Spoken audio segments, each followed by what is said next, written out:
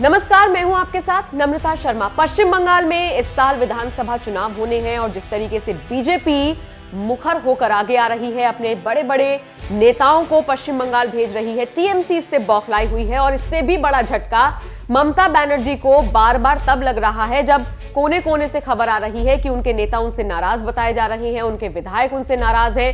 कुछ ऐसे बड़े कद्दावर नेता रहे हैं जिन्होंने तो पार्टी का दामन ही छोड़ दिया है और बीजेपी का साथ पकड़ लिया है। इनमें शुभेंदु अधिकारी शामिल हैं और उसके अलावा यह भी कहा जा रहा है कि जितने भी नेता और विधायक जो कि टीएमसी से नाराज चल रहे हैं, बीजेपी उनको अपने पाले में लाने की फिराक में है। जाहिर तौर पर जब कोई नेता किसी पार्टी से बागी होता है और जब दूसरी पार्टी में मिल जाता है तो अक्सर ऐसा देखा गया है कि दूसरी पार्टी को फायदा होता है और इसी से कहीं ना कहीं ममता बनर्जी डरी हुई है। इन सब के बीच एक खबर निकलकर सामने आई कि टीएमसी की जो नेता है शताब्दी रॉय, वो भी पार्टी से नाराज चल रही है। बाकायदा उन्होंने एक फेसबुक पोस्ट लिखा था। उस पोस्ट में उन्होंने कहा था कि बहुत सारी मीटिंग्स होती हैं पार्टी की, मुझे नहीं बुलाया जाता और तमाम तरह की ऐसी बातें लिखकर उन्होंने अपनी नाराजगी जाहिर की थी और कहा था कि मैं दिल्ली जा रही हूं।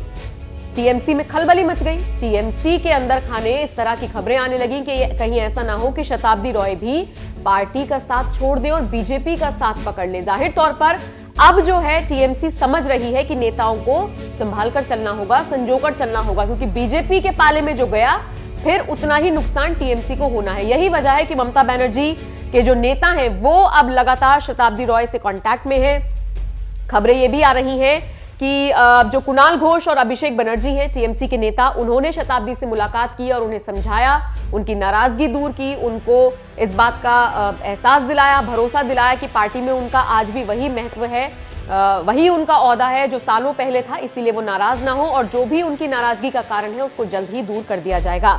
अब इन सब के बीच खबर ये आ रही है कि शताब्दी रॉय ने दिल्ली जाना कैंसिल कर दिया है और साथ ही साथ उन्होंने अपने पार्टी के नेताओं को यह भरोसा दिलाया है कि मैं भले ही दिल्ली जा रही थी, मैं भले ही पार्टी से नाराज थी, लेकिन मैं पार्टी छोड़ नहीं रही थी।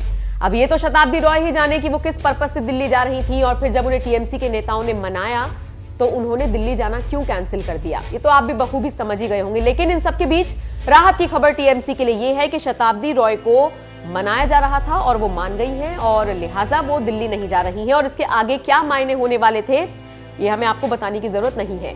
बता दें आपको, फेसबुक पोस्ट जो शताब्दी रॉय ने किया था उसमें उन्होंने लिखा था, लोग मुझसे पूछ रहे हैं कि मैं पार्टी के अलग अलग कार्यक्रमों में क्यों नहीं दिखाई दे रही हूं।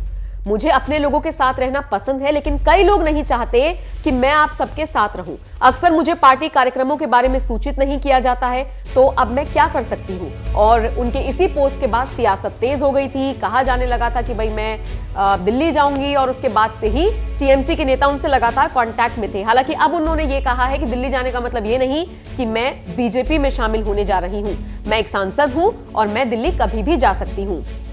दूसरी तरफ आपको बता दें, कांग्रेस ने टीएमसी को एक ऑफर दिया है। कांग्रेस की तरफ से कहा गया है कि हमको अगर बीजेपी को हराना है तो फिर हमको साथ आना होगा। हालांकि टीएमसी ने इस पर फिलहाल कोई प्रतिक्रिया नहीं दी है। कुल मिलाकर यह कहा जा सकता है कि आने वाले विधानसभा चुनाव जो पश्चिम बंगाल में होने हैं बहुत दिलचस्प और बहुत महत्वपूर्ण होने वाले हैं। इस पूरी खबर को लेकर आप क्या सोचते हैं, कमेंट करके हमें जरूर बताएं।